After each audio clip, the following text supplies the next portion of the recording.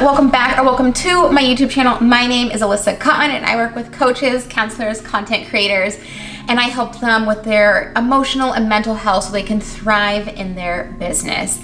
And today I'm going to talk about a more heavy topic, and something that really could help you is I'm going to talk about signs that you might have unresolved trauma. So we live in a world where we are constantly being traumatized left and right. And unfortunately, we don't get to decide what our brain identifies as trauma or not. So we might say, that didn't traumatize me, but if you have these signs that I'm going to talk about upcoming in this video, that might be a sign for you that you have some unresolved trauma, and I'm going to talk about ways that you can jumpstart your healing journey. So if that's something you want to learn more about, stay tuned till the end so I can give you my 5 tips on how to identify and see if you have unresolved trauma and how to start that healing journey. So let's get started. Trauma can manifest in so many symptoms. It can manifest in our life in so many different areas. We might think that that is just a habit we've acquired since we were little. That might just be our unique quirks and different ways of being, but unresolved trauma manifests in so many other ways. Typically, if you've experienced trauma, you tend to not have memories of the incident. You might have memories of it, but you're more likely going to experience different symptoms. And I'm going to talk about the 5 main symptoms that you might be experiencing in your life that shows that your trauma is unresolved. So let's dive into number 1. The first one is feeling hypervigilant or always on guard. This can be seen as even a notification on your phone makes you want to jump, seeing someone's name, different smells, activating your different senses, things that you hear, smell, taste can make you feel on guard. You might notice that your anxiety starts to elevate and you kind of have this sense of uneasiness, and it might just feel like it comes out of the blue. That is a big sign that you have unresolved trauma, because what's happening is, and you can check out this video here, one of your trauma responses is to flight, which is to flee, which is this impulse to kind of get up, be startled, or kind of be on edge. The second sign is, it's kind of like a 3-parter. You feel shame, guilt, or bad.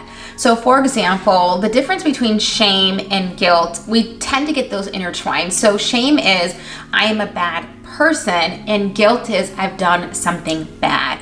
And so obviously that's a really big umbrella. So how it manifests in your every single day life is you might stand up for yourself and you might say, oh man, I feel really guilty about putting that boundary.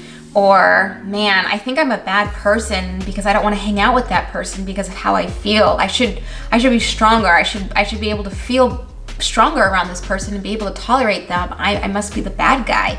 And so we create this narrative in our mind around shame and guilt, and that we are bad or that we can't do the right thing. And that is unresolved trauma, because what happens with trauma is we take the blame that it was our fault.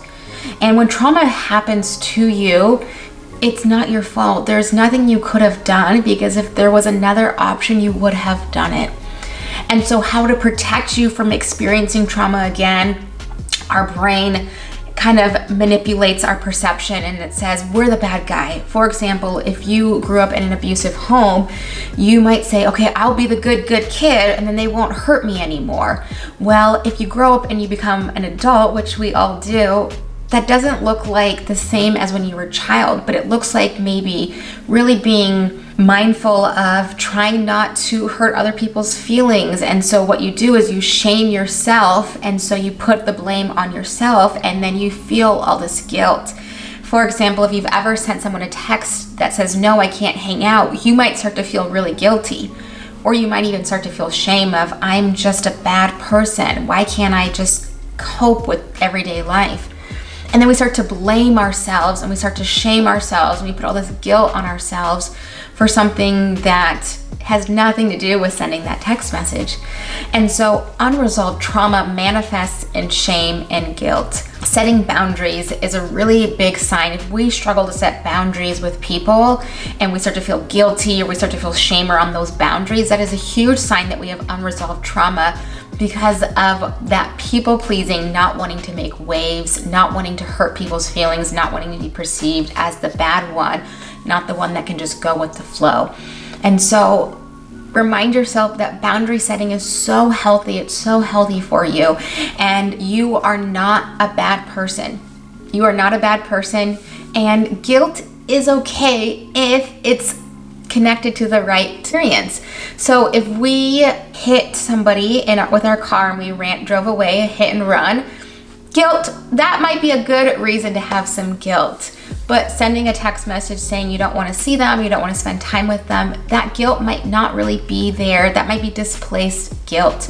And that might be another way that your body is showing you that you have some unresolved trauma. So the third sign that you have unresolved trauma is our sleep patterns. So you might be having nightmares. You might have struggles falling asleep or staying asleep. You might feel really a sense of uneasiness at nighttime, an uneasiness to fall asleep. If growing up your trauma happened at night, nighttime might be the biggest trigger that you experience, and so sleep doesn't feel safe. And if sleep doesn't feel safe, then your unresolved trauma is going to show up at night in a sense of uneasiness, which is going to look like tossing and turning, unable to fall asleep, recognizing that you might be waking up from nightmares. You might be waking up from nightmares that have nothing to do with your trauma, but your brain is trying to process what's happening. So sleep might be really scary for you if you're unable to have positive dreams, if you're able to have healthy dreams that are not related to flashbacks or feeling unsafe or feeling uneasy. And so if you have interrupted sleep, unable to fall asleep, not able to stay asleep throughout the night, tossing, turning, nightmares, flashbacks, those are all signs that you have unresolved trauma. Number 4 is experiencing both anxiety and depression. So we as humans, we have this window, the window of tolerance. And if you want to learn more about the window of tolerance, definitely check out my free masterclass. I go into so much more detail about the window of tolerance and how we go from anxiety to depression based off our unresolved trauma. So basically what happens is up top is our anxiety and on the bottom is depression. And our goal is to be in this window. But if we are bouncing out of the window, what's happening is our trauma responses are sending us out of the window of tolerance, how much we can tolerate as people. And unresolved trauma looks like anxiety and depression. So some people might ask you, well, how do you have depression and anxiety? Isn't it one or the other? And if you have unresolved trauma, you can definitely have both. You might have days that you feel so anxious and so uneasy, and then you might wake up the very next day where you have essentially crashed and you can't even get out of bed. And you're saying, what's the point? What's the purpose? Filled with negative thoughts, negative ideas about everything. And so you can definitely go up and down from anxiety to depression if you have unresolved trauma. You can definitely experience both. It's not one or the other. I had trauma, now I'm depressed, or I had trauma, now I'm anxious.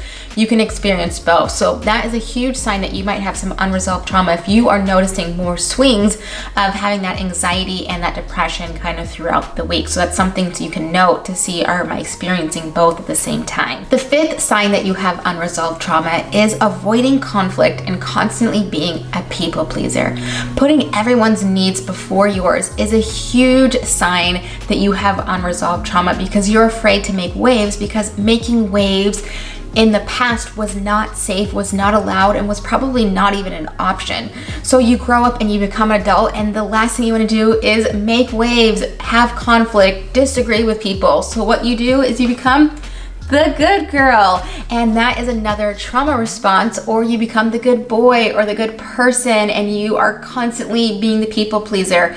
At work, this can look like doing projects outside of your job description, staying late even though you're feeling burnt out, always volunteering to help. That can look like people pleasing, unresolved trauma, because what you're trying to do is be seen, get that validation, and not make waves. So that is another sign that you have unresolved trauma. So those are the 5 main signs that you have unresolved trauma. Obviously, there are so many more other signs, and if you would like me to do a part 2 video, I would definitely love to do that, because there are so many other signs and symptoms that our body is trying to communicate with us that we have unresolved trauma and that we're ready to heal. This is something I specialize in. I specialize in healing people's trauma so that they can live a life of fulfillment.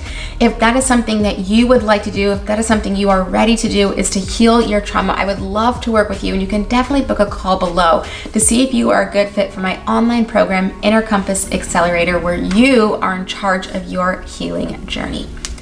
So now that we've talked about the 5 signs and symptoms that you might be experiencing if you have unresolved trauma, you might be saying, okay, cool, great. We know that, Alyssa. I have unresolved trauma. Wow, big revelation. Okay, what do I do about it? So the first thing you can do is acknowledge. And you're like, great, all right, that sounds easy. It's really challenging to acknowledge in that moment when you are people pleasing, when you are guilting yourself, when you're feeling hypervigilant, when you're having sleep issues, to say, okay, this is my body's way of saying we have unresolved trauma. You can literally just bring that acknowledgement, bring that mind body that's saying my body is trying to communicate that I have unresolved trauma. Communicating with your body is so easy. You just have to pause and listen. And that is the thing that you can do to acknowledge that you have unresolved trauma. So step 1 is acknowledging that. And step 2 is creating safety. Safety in everything you do: emotional safety, physical safety, spiritual safety, emotional safety, financial safety. Creating a really safe space so when you start embarking on this healing journey, you don't constantly feel triggered by your own environment. And if you're in an environment that you can't get out of, that is still toxic, that is still causing you everyday trauma, finding a safe space. And this can look like creating a little box of comfort items that you can go in a little corner, you can shut the bathroom door, and you can self-regulate and self-soothe your needs through your experience of a toxic environment. It is challenging work, but there are so many people out there who have healed themselves, and I believe that healed people can continuously heal others. So I would love for you to join me on this healing journey so you can heal yourself, so you can continue to heal the rest of the people in your life. Because when you start to heal, people are going to notice and they're going to say, wow, this person's showing up differently. What are they doing? And they're going to start asking questions. They're going to say, how are you feeling happy? So much bad things have happened to you and you're still able to be happy. Those are the signs and symptoms of someone who's healed their traumas. And if that's something you would like me to do, I can totally do a video on how to know if your trauma's been healed. How do I know if I'm no longer in a trauma response? Those are all things that we can talk about. And those are all things that I talk about in my online program as well. Yes, this is a very heavy topic, but I believe in you. Cultivate that safety, acknowledge that you have unresolved trauma, and make a plan to heal it, whether that's with a counselor, a therapist, an online program, a coach, something that's going to help you take it to the next level. I've got so many other videos that are talking about trauma. If you'd love to check them out, you can definitely look on my channel and explore those. Again, hit the link below to book a call to work with me. And if you would love some more behind the scenes stuff about what I do, you can follow me here on Instagram. I'd love for you to join me on that platform.